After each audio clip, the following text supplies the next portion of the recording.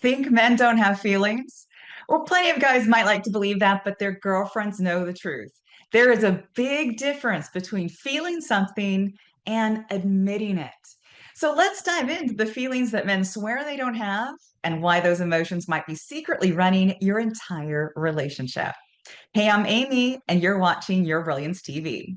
So there's this idea that women are the ones with all the feelings, not men. Women cry, men fix. Women feel, men think. Women are emotional and expressive, men are logical and stoic. And this belief is playing havoc in our relationships. Some men blame half the problems in their relationship on their partner's feelings. She's happy, now she's sad. She's excited, now she's down. There's so many feelings. He doesn't know what to do with them. He wishes she would just stop. Is that ringing any bells? And women, on the other hand, wish men would have more feelings. They want to know how their guy feels. They know he feels something. They can see it in the way he holds his shoulders, in that tenseness in his mouth, but he just won't tell them. And so they feel shut out and denied of the opportunity to support him. Is that ringing any bells? Yeah. So feelings are this huge source of conflict in relationships, but they don't have to be because it's our stereotypes that are the problem, not what we're feeling. So here's the truth. Men have lots and lots of feelings. They just don't always acknowledge them. Anger is a feeling.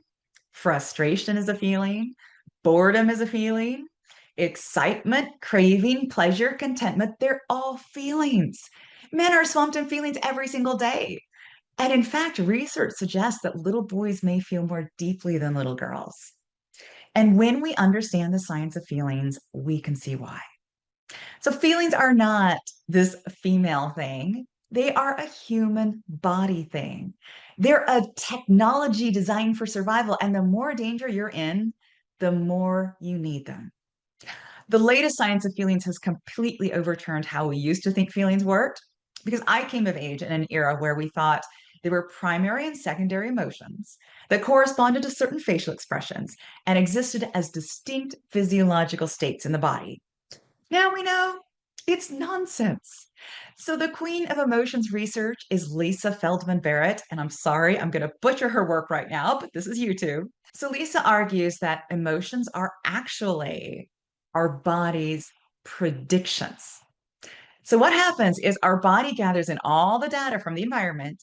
And before this data ever reaches our conscious mind, our body makes a prediction about what response is needed. And that prediction is your feeling. Feelings motivate us to respond instantly without ever having to think. So let me say that again. Feelings are actually how your body motivates you to respond instantly to your environment. And that's why, for example, you will feel fear the instant before you realize you've seen a snake. Your brain has not had time to process the danger, but your body knows. Your body has assessed danger, produced fear, and that fear has made you freeze all before your mind has even had a chance to catch up. So your feelings are a message from your body indicating how it wants you to respond to a situation before you've ever had the chance to think about it. So can you see now why we need them? We would be dead without feelings. But some men have this prejudice against feelings, not because their bodies work differently to female bodies, but rather because of culture. Culture is the reason some men like to think they don't have feelings. Culture is the reason one gender can express certain feelings while the other can't. Some men think that women are allowed to express their feelings while men aren't, but that's not true. We women have to suppress our feelings all the time. We can't be angry. We can't be resentful. We can't show emotions at work any more than men. We all suppress feelings we don't feel we are allowed to have by our culture. And when we suppress them, that doesn't mean we stop feeling. It means we push those feelings down beneath conscious awareness.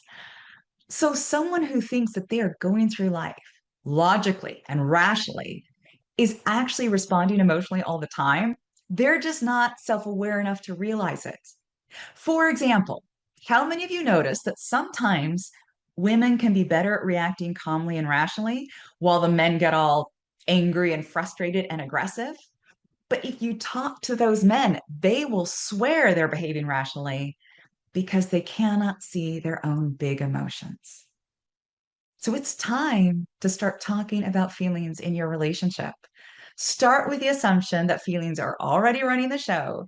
And so it's best to be honest about them rather than pretend they're not there. You can ask each other these questions. What feelings do you think I show most often? Are there any you wish I showed more? Are there any you wish I showed less?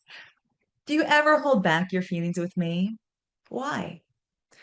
Are there emotions you think are more acceptable for men than for women, and vice versa?